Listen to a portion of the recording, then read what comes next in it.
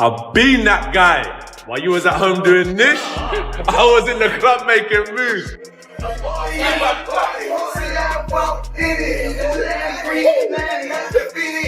Jake Paul, if this is not going to be, curated into a little dance around exhibition, could find himself in a way of getting seriously hurt here, like Francis Ngannou did. Francis Ngannou was an MMA fighter that got blasted out by Anthony Joshua. Anthony Joshua has now addressed the buzz surrounding Jake Paul after new training footage of Paul swept across social media, where fans analyzed every slowed down punch and power combination from his latest camp clip. Joshua's response has added even more energy to the growing conversation. As a former unified heavyweight champion, he is not someone who reacts easily, yet it's clear he has taken notice. With Paul appearing sharper, quicker, and far more disciplined than before, Joshua's comments suggest a mixture of respect for Paul's progress and firm belief that his own experience will ultimately make the difference when they finally meet in the ring. Joshua should not get in the way of Fury and Joshua. Really, in my view, it's an absolute joke. It shouldn't be sanctioned. I really don't believe it should be sanctioned. I have a sneaking suspicion that it would be a very big fight. But the biggest thing is us rubbernecking to actually see if they do get to the point where they step in the ring together. Because Jake Paul's an area level fighter, a British area level fighter, and Anthony Joshua is still a killer and a live heavyweight. That should not be sanctioned anywhere in the world, in my view. It's dangerous, mate. Very dangerous. It brings the sport into disrepute. The people that are talking about organising that, they should have a real hard look at themselves. But even Eddie Hearn's kind of teasing he doesn't like it, but you can see the glimpse of dollars. There's no price. There is no price. There shouldn't be. There's absolutely no price on the planet in order to... Back when Jake Paul was still finding his footing in boxing, Anthony Joshua offered what many saw as an unexpectedly positive remark during a 2025 interview. When questioned about Paul, Joshua simply replied that he was good for the sport, a comment that signaled his openness to recognizing Paul's impact on boosting mainstream attention, even if many at the time doubted Paul's future potential. Now, fast forward to today. The matchup is no longer theoretical, and the stakes are far higher. Paul, holding a 12-1 record with 7 knockouts, enters the ring facing the toughest test of his career, while Joshua, a former unified world heavyweight champion, brings with him a season 28-4 record. Anthony Joshua now. How do you think that's going to go? Man, Anthony Joshua, I don't know why I think Anthony Joshua would knock him out. No disrespect to Jake Paul. I think Anthony Joshua would knock him out. I'm saying like within like 2-3 rounds. Yeah. You saw what Anthony Joshua did to Francis Ngannou? Yeah. Come on. I've never seen Francis get knocked out. Yeah, that's huge too. Yeah, they're both huge. Yeah, he's huge. But you got to hear the story. You got to get Francis Ngannou in here and hear this story though. I'd love to, bro. He was set up though, for real. I believe that fight. Yeah, I believe him because here's what they do. Like what sometimes when people don't understand. Like in boxing too, I don't know a whole lot about boxing. You know, when you fight for promotion, they promote that fighter. So he's fighting in Saudi Arabia. So they was probably fighting at 3 a.m. and they had him in the locker room. It's like during their first public face-off at the press conference on November 21st. Anthony Joshua was direct and uncompromising, stressing that the fight is a major, high-profile sporting event that blends star power with real skill.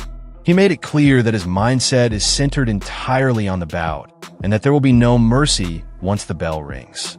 At the same event, ahead of their scheduled clash on December 19th, Jake Paul was asked about his expected weight. He explained that he had recently been cutting weight for a different contest, which meant he had been actively trying to slim down, making the transition to a heavyweight matchup more demanding. He estimated that he would come in somewhere in the region of 215 to 225 pounds. Nothing negative. He's here to do his job. I can sit up here, as I said, and try and address all the things that Jake doesn't do good, but I'm fighting the Jake that's going to do everything good on December 19th. So let me focus on that. He's a good person, does his thing, great team around him, puts in the work, and that's why he's sitting here now. Anyone out there in the world that works harder than the next person deserves to be a front runner, and he's a front runner in the boxing game right now. Respect. Jake, can I ask, it feels to me from afar, you're in a bit of a lose-lose here. Because it seems like a lot of people want to see you get obliterated, right? A lot of people want to see you get your comeuppance.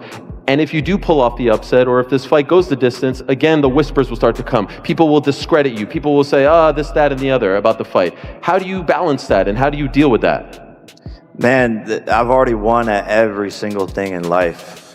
I'm playing on house money. I've accomplished all my dreams, said everything I was gonna do, from becoming, the first influencer to become an actor on Disney, to becoming the biggest YouTuber in the world, to rising to the top of boxing and having the largest viewed fight in the history of the sport.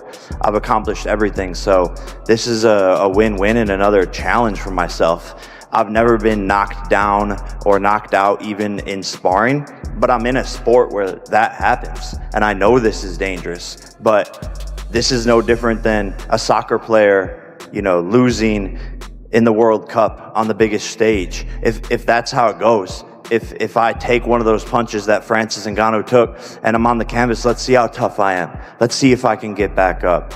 But I'm ready for that. I'm prepared for that mentally, and I know that he has to deal with me as well. This is not as one-sided fight as people think, and I have power. I have the ability to put people to sleep, and so that's why I took this challenge. And I know it's crazy and all of that, but I'm excited. I'm genuinely excited. My team's excited, and everyone believes in me, and that's all that matters. How much do you expect to weigh on fight night?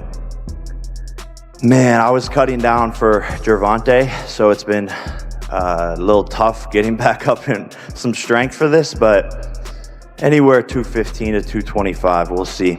Okay, and I want to clear something up with you, AJ. I saw in the press release that it said that on weigh-in day, you can't weigh above 245, but post-weigh-ins, you can weigh whatever you want. There's no rehydration clause or anything like that. Is that accurate? Whatever it says, yeah, I think that's the case. But my focus, 111 kilograms is what I got to weigh in at, right? I do kilograms, not Yeah, pounds. I don't know. You stumped me on that one. What is 111? Jake Paul insists this bout represents his chance to silence every critic who has accused him of only choosing undersized or past their prime opponents. He maintains that by taking on Anthony Joshua, a genuine heavyweight and former world champion, he is proving he is capable of competing at the sport's highest level. Paul claims that once he defeats Joshua, all doubts will be erased and no one will be able to dismiss him again. Their meeting will be a fully sanctioned professional heavyweight contest fought under the marquee of Queensberry rules, set for 8 3-minute rounds with both fighters required to wear 10-ounce gloves. A key stipulation is that Joshua must not exceed 245 pounds at the weigh-in, a measure intended to keep the matchup balanced. Importantly, a defeat in this winter showdown will be officially recorded on each man's professional ledger.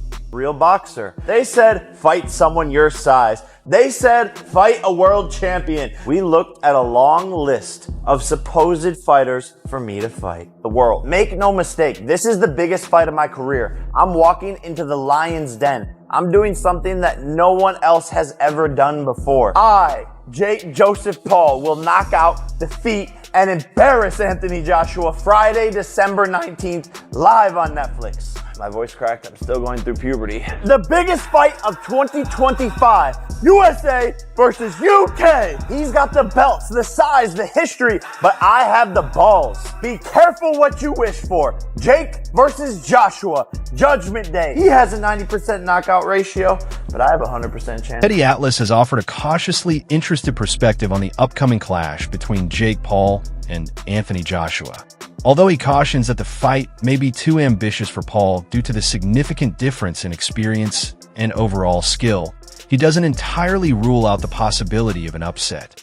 Atlas highlights Joshua's recent knockout defeat and extended period away from the ring, suggesting that lingering doubts or mental setbacks could leave him exposed.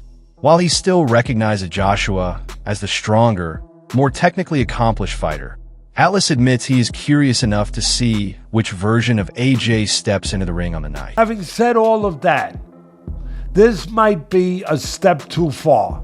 Now, when I say it, I'm also, I try to be responsible. I've been in this game 50 years, so I know where not to step, where you could twist an ankle, or worse, you could break a leg or fall down. When I say that with the understanding too that Joshua's coming off being knocked out. Joshua hasn't fought for a year, right? But it's about a year. And there's some ghost in his attic. There are. I mean, I don't know. I don't know if he's gotten rid of some of them, but I know that in the position of a fighter coming where he's coming from, there are ghosts in your attic.